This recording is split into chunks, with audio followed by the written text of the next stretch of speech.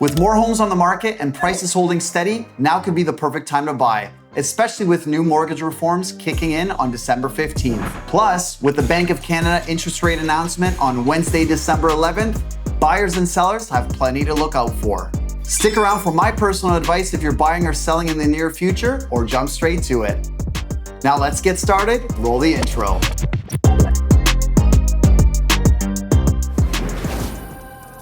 November brought a big boost in home sales across Waterloo region when compared to last year.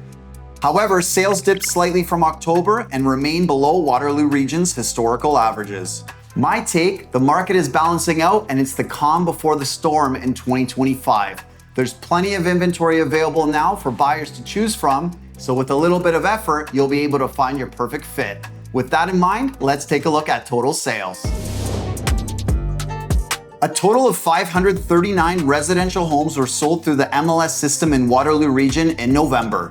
This represents a 21% increase compared to the same period last year, which if you recall was very dead, and a decrease of 13% compared to the average number of homes sold in the previous 10 years for the same month. Total residential sales in November included 331 detached homes, 44 semis, 113 townhomes, and 51 condo units. So that gives us a good overview of activity. Let's take a look at price. The average sale price for all residential properties in Waterloo region was just under $755,000.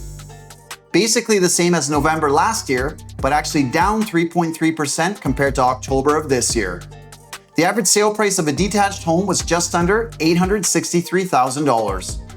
Semis were just under $644,000, townhomes were just over $615,000, and apartment-style condominiums were just under $453,000. Now, let's wrap up with volume.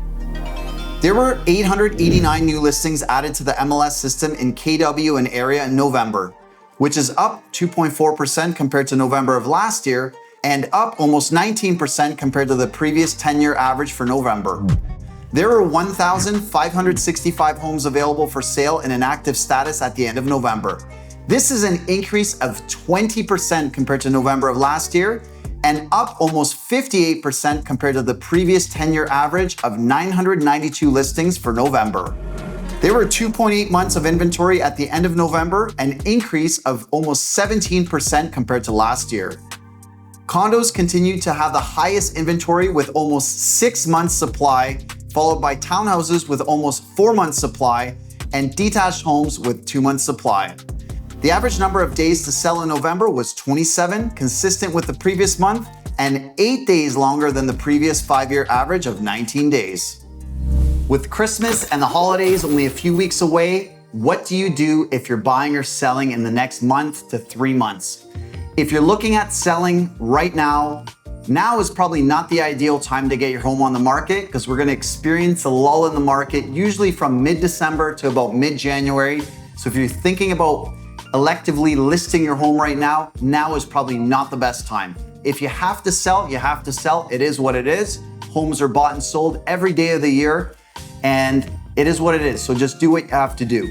That being said, if you're thinking about selling beginning of next year, now you can prepare your home, get it ready, get it painted, get it decluttered, etc. So you can be ready to go at the beginning of next year. I probably wouldn't recommend listing anywhere before mid-January, third week of January. Things are back to school, back to business, and the beginning of the spring market is starting.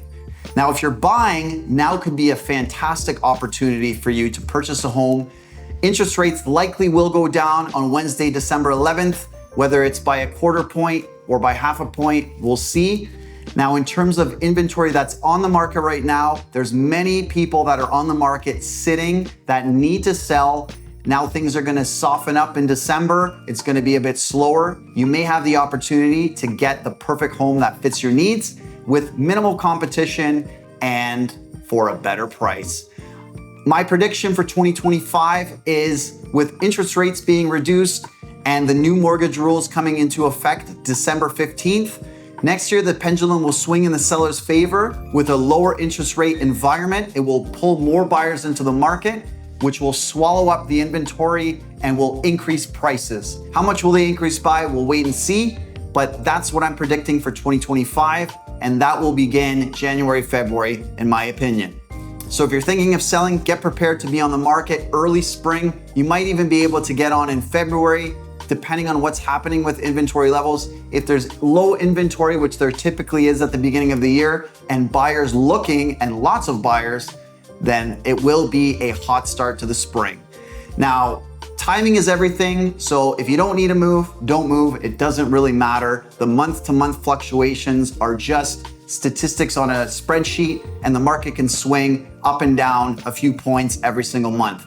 But if you're thinking about making a move in 6 months, 12 months, now might be a time to reach out to your agent, discuss a plan. It's better to be ahead of the curve than flying by the seat of your pants last minute.